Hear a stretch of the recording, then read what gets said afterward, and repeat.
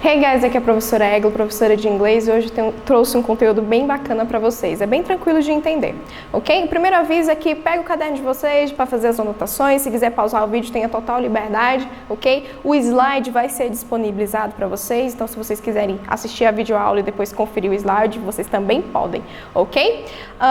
Continuando, eu tenho aqui, nosso conteúdo dessa videoaula é que trabalharemos com o there be, tanto no presente quanto no passado. Quando eu quero dizer que alguma coisa existe ou que tem em algum lugar, eu vou usar essa expressão.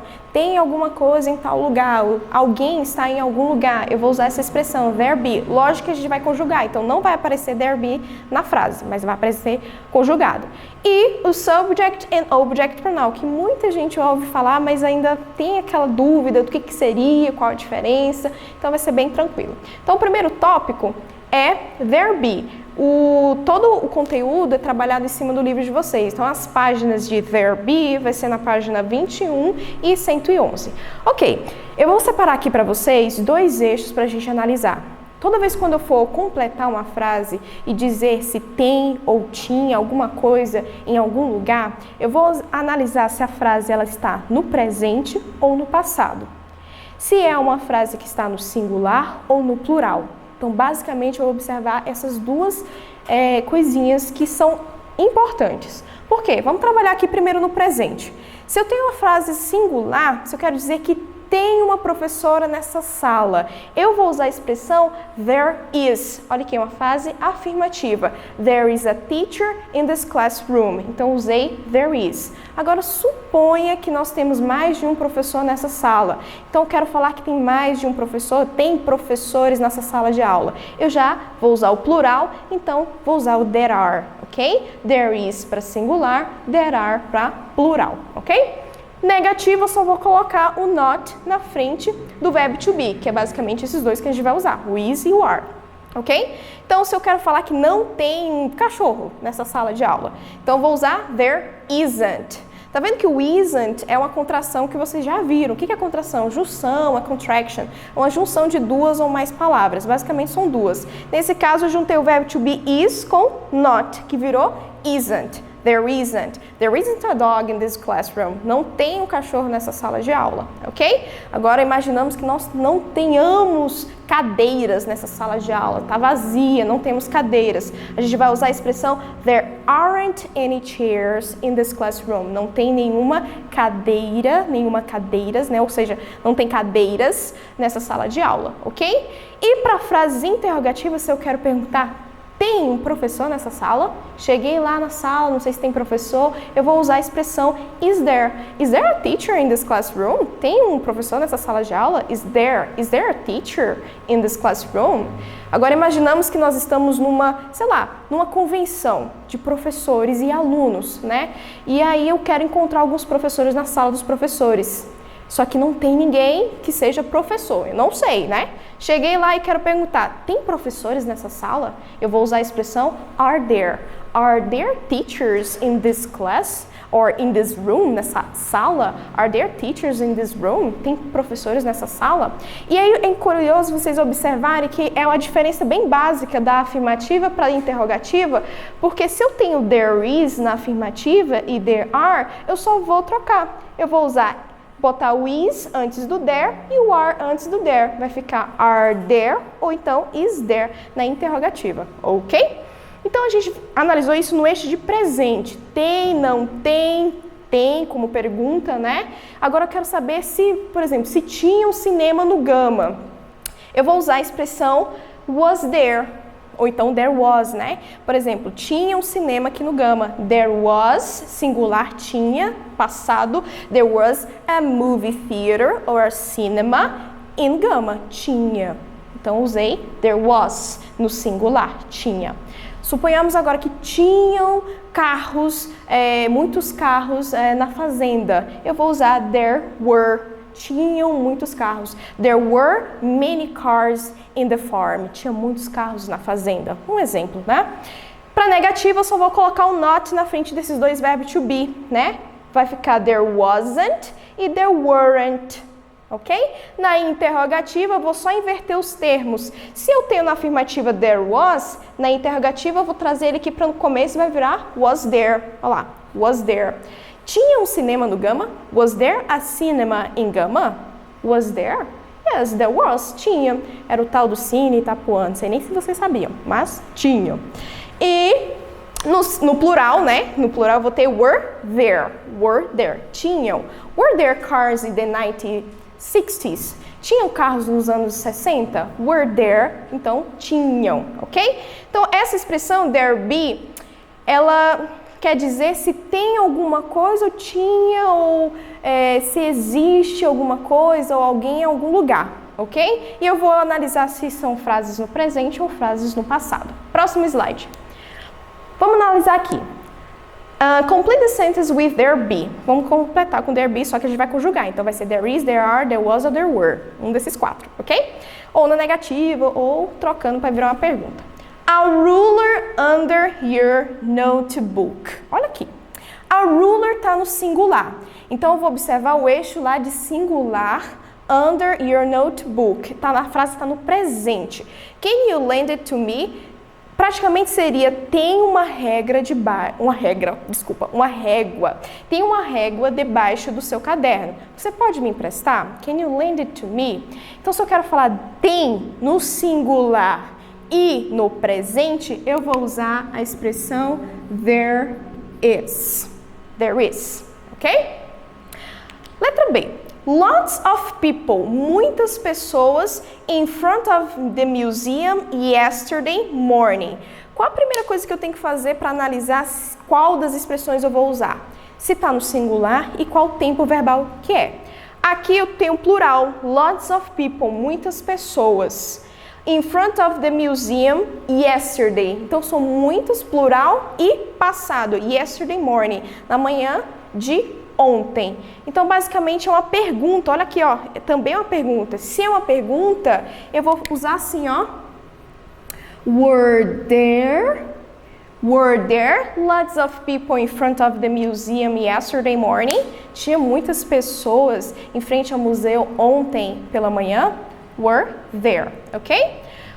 Letter C, letra C, any eggs, nenhum ovos, seria traduzido, nenhum ovos, a tradução literal, tá? Mas nenhum ovo na geladeira, só que eggs está no plural. I need to go out to buy a dozen for the cake, preciso sair para comprar uma dúzia para fazer o bolo. Se é no plural e presente, e é uma frase negativa, porque eu preciso comprar e não tem nenhum, eu vou usar there aren't any eggs in the fridge. Não tem nenhum ovo na geladeira. Eu preciso sair para comprar uma dúzia para fazer o bolo, ok? Letter D. How many windows? Windows está no plural. Opa, plural. In your living room. Presente. A frase está no presente. E plural, então é uma pergunta. Interessante, olha lá o final, com um ponto de interrogação. É uma pergunta. Então, how many windows are there? Quantas janelas tem na sua sala de estar, né? E é interessante de observar que lá no português a gente tem dois tipos de tem. O tem com acento e o tem sem acento. O tem sem acento é o tem do singular. E o tem com acento circunflexo é esse aqui do plural, ok? Essa é a diferença no português. Mas aqui na letra E, o que eu vou encontrar? A movie theater near our house. Um cinema próximo à nossa casa. Let's go downtown. Vamos ao centro. Provavelmente a frase está dizendo assim: não tem nenhum cinema perto da nossa casa. Vamos ao centro. Então, vai ser uma frase negativa no presente e singular. Aqui, ó. Então, como é que vai ficar isso? There isn't. There isn't, tá? There isn't. Por que there isn't? É uma frase negativa. Singular, que é o movie theater, e está no presente, ok? Letter F. Last summer. Opa, já vi que a frase está no passado. Last summer, many monkeys at city zoo. Eu tenho duas possibilidades nessa frase. Eu posso dizer que tinha muitos macacos no zoológico, no caso, no zoológico no último verão, ou que não tinham. Tinham e não tinham, cabe as duas. Então aqui eu posso usar last summer, there, monkey está no plural, então vai ser there are. There are, ou então there aren't. Um desses dois, ok? Tranquilo? Então essa é a diferença para vocês entre there is, there are, there aren't, ok? Próximo slide. E aqui a gente entra no segundo tópico da nossa aula, que é o subject and object pronoun. Subject pronoun or object pronoun? Qual a diferença entre os dois? Direto ao ponto é que os subject pronoun, eles sempre vão vir antes dos verbos. Sempre. É sempre, professora? Sempre, sempre. E os object pronouns vão vir depois de verbos e preposições. Como assim? Quando eu quero conjugar uma frase, conjugar um verbo, eu sempre vou usar o subject. Quem é subject? I, you, he, she, it, we, you and they. Eu, tu ou você, ele, ela, coisa, objeto, neutro, né? Nós, vós e eles ou elas. Então, eu vou usar isso aqui antes do sujeito. Se eu quero falar eu trabalho muito, I work, que é o verbo, antes do verbo, I work a lot, ok? Já os object pronoun, eles vão vir sempre depois de verbos e preposições. Como assim, professora? Geralmente não, sempre, né? Bem sempre depois de verbos e preposições. Eu vou usar os object pronouns para evitar não repetir o subject ou o nome de alguma pessoa, né? E quem são eles? Me, you, him, her, it, us, you and them. Se você observar, you aqui é o mesmo, né? You e it, esses dois, basicamente, são três, porque aqui é singular, é plural, mas essa galera aqui, eles repetem, viu? Repetiu, é a mesma coisa. Você vai precisar só memorizar os outros que são equivalentes, ok? Então, fica assim, subject pronoun antes de verbos, object pronoun depois de verbos e preposições. Esse conteúdo está no livro de vocês, não se preocupe, ok? Próximo tópico. A gente vai analisar agora. Tá, eu sei que subject é antes de verbos, professores, e o object pronoun sempre depois de verbos e preposições. Então, vamos entender isso na prática. My sister and I weren't there. Minha irmã e eu nós não estávamos lá. Tem o verbo lá, were, at the movies. Antes de verbos, o que eu vou colocar? Subject pronoun. Então, nós estávamos no cinema. We were at the movies, ok? Eu sei que no enunciado já me falou, complete the sentence with the correct subject pronoun, tá? Então a gente só vai completar com subject pronoun, mas vamos analisar o porquê disso. Sally can sing that song. A Sally consegue cantar aquela música. Is a good singer. Is é um verbo. O que vem antes de verbo, gente? Não é um subject pronoun? Quais são os subject pronoun? I, you, he, she, it, we, you and they. Nesse caso, estou falando de Sally. Posso substituir Sally por qual pessoa? She. Nesse caso, she. She's a good singer. Ela é uma boa cantora, né? Stop, Karen. Letra C. Stop, Karen. Are talking too much. Você está falando muito. Como é que eu uso você lá em inglês? Como é que fala mesmo? You. Esse é o subject pronoun. You were talking to me. Por favor, Karen, para. Você está falando demais. Letter D. Very well, Chris and John. Muito bem, Chris and John. Are good at volleyball. Provavelmente eu quero falar que vocês são bons no vôlei, né? Então, you, de novo. You are good at volley. Professora, por que é you de novo? Gente, só lembrar que tem o you, que é o singular, você, e o you, que é plural, vocês, ok? Letter E. Read this book. Leia este livro. Is very interesting. Estou falando que o livro é interessante. Qual é o subject pronoun que posso substituir book nesse caso? Book não é um objeto, não é uma coisa? Qual é o subject pronoun? It. It é a coisa. Tá? Então, it is very interesting. É muito interessante. Estou falando do livro que é muito interessante. Letra F. Look at Peter and Paul. Olha para o Peter and Paul. Are painting the wall. Estão pintando a parede. Então, eu posso substituir Peter and Paul por qual subject? They. They are painting the wall. Basicamente é isso que nós temos aqui para resolver a página 103, exercício 8. Próximo. Aqui a gente vai completar com object pronoun. São aquelas palavrinhas que vão vir depois de verbos e preposições. Vamos lá. There is Mr. Wilson. Give this newspaper. Aquele é o Mr. Wilson. Vai lá dar no caso, o newspaper, o jornal, para ele. Então, eu quero falar ele depois de verbo. Esse ele não vai ser he, vai ser him. Give him this newspaper. Dê a ele aquele jornal, ok?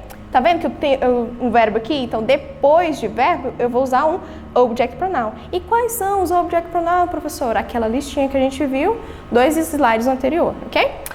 Letter B. This is my house. Essa é a minha casa. Paint white and dark blue. Pinte a casa, no caso, de branco e azul escuro. Se eu quero falar pinte a casa, posso substituir por qual object pronoun? Paint it, que por coincidência é o mesmo subject pronoun. It, nos dois é a mesma coisa. Tanto subject quanto object pronoun, it é a mesma coisa. Então, paint it white and dark blue. Pinte a casa, pinte ela de branco e azul escuro. Letter C. Jenny will take you and your sister to the park. Então, a Jenny vai levar vocês você e sua irmã, né? Vocês para o parque. She will teach to play soccer. Ela vai ensinar vocês. Como é que fala esse vocês como object pronoun? You também. Por coincidência, como eu falei para vocês, é igual. She will teach you to play, how to play, né? Ou então to play soccer. Ela vai ensinar vocês a jogar futebol. Letter D. The neighbors helped with the painting. Os moradores, né, os vizinhos, ajudaram com a pintura. Give my sincere thanks. Dê a eles meus sinceros obrigados, né, meu obrigada. Então, give, esse eles, dê a eles o meu obrigada, esse eles depois de verbo, que é um object pronoun, vai ser o give them e não give they. They se fosse subject pronoun. Nesse caso, give them, ok? Mais uma vez, give como verbo aqui, né?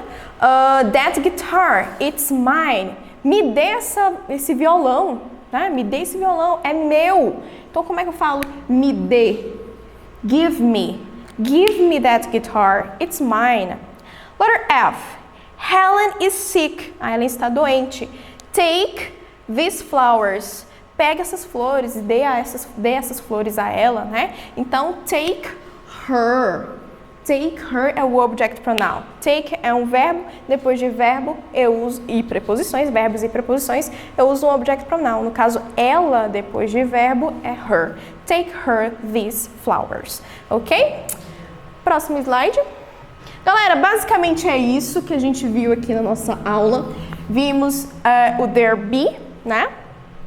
E vimos também a questão do subject pronoun and object pronoun, ok? Se vocês quiserem, podem voltar essa aula. Para praticar, nós temos a página 22, 111 e 112. Como dever de casa, quero que vocês façam a página 91 e 92, que é as duas páginas, né? Frente e verso, no caso, do homework de vocês, ok? É importante que vocês façam para vocês concretizar isso na cabecinha de vocês. E alguma delas eu já fiz aqui, ok? Próximo slide. Então é isso, that's all, folks. É tudo isso, pessoal, né? Eu quero que deixe um recadinho importante para vocês, é que confiem em Deus, que o mais Ele fará, né? Eu acho que Deus, tenho certeza, convicta de que Ele é acima de qualquer situação, ainda que essa situação seja problemática, seja uma crise que nós estamos passando, mas em breve nós estaremos juntos e cabe a você tomar as devidas precauções, né? Que você já sabe, quanto à higienização, quanto ao confinamento, né? Ficar em casa, mas se precaver. E tomando essas medidas, eu tenho fé que tão logo a gente vai voltar. Um grande abraço, see you, bye bye.